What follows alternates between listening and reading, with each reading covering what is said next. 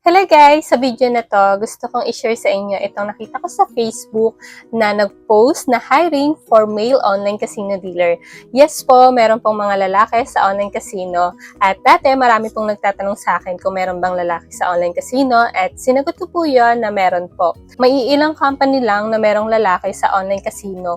At itong company na to, naging company ko siya dati kaya na-experience ko na meron akong kasamang mga lalaking dealer sa trabaho.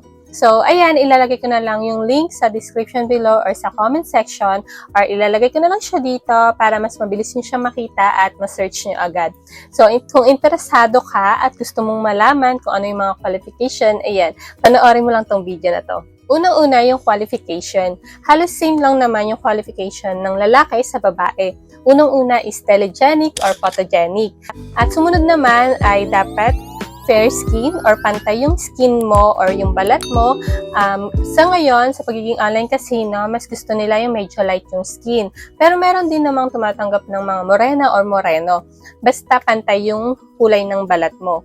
At sa mga lalaki, dapat clean cut yung hairstyle mo para malinis ka tignan. Tapos bawal din ang bigote at palbas. Tapos, sa mga lalaki sa online casino, nagme-makeup din sila. Kung kaming mga babae nagme-makeup, pero kaming mga babae is full makeup. Pero sa lalaki, light makeup lang. Ang kailangan lang sa mga lalaki is yung foundation, super light lang. Hindi naman kailangan na sobrang kapal. Basta matakpan lang yung mga pores or tigyawat, ganyan. Tapos, nagkikilay din sila. Konting-konti lang yung tipong makikita lang yung kilay sa camera. Tapos, nag-lipstick din sila pero yung natural lipstick or gumagamit sila ng lip balm na tinted or yung lip gloss na tinted. Basta yung natural look lang na lips kasi siyempre lalaki, bawal naman pink lipstick or red lipstick. Basta yung natural look na kulay lang sa lips. Tapos, naglalagay din sila ng nose line. Tapos, yung blush or blush on, hindi ko sure kung naglalagay sila kasi hindi ko naman nakita kung naglalagay sila ng blush on. So, yun lang yung nakikita ko, yung foundation, yung kilay, tapos nose line, at yung sa lips. Tapos, bawal din silang maghikaw kasi siyempre dapat disente tignan at malinis tignan. Kaya, bawal yung hikaw. Tapos, sa kamay, kailangan laging pudpud yung kuko mo kasi yung kamay natin dapat malinis tignan.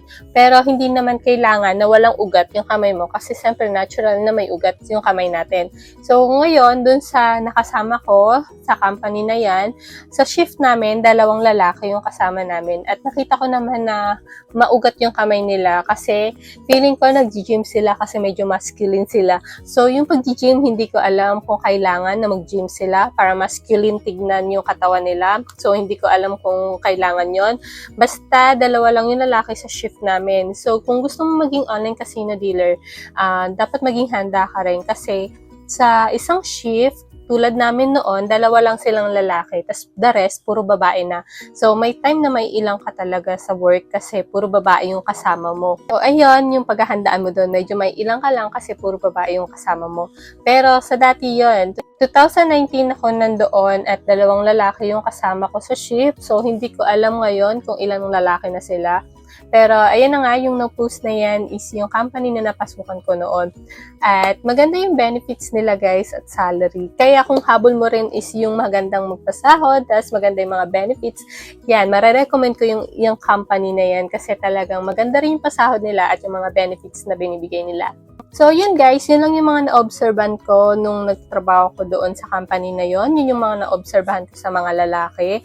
At kung wala kang alam or wala kang idea sa mga online casino dealer or pagiging online casino dealer, ayan, may mga vlog ako about dyan. So, ilalagay ko na lang sa description below yung mga link para mas mabilis nyo siyang makita. So, yun lang guys. Ngayon, pag-isipan mo na kung gusto mo maging online casino dealer at magpasa ka na kaagad ng resume sa email address na nilagay nila doon sa post nila para matawagan ka kaagad or ma-line up ka kaagad para sa VTR.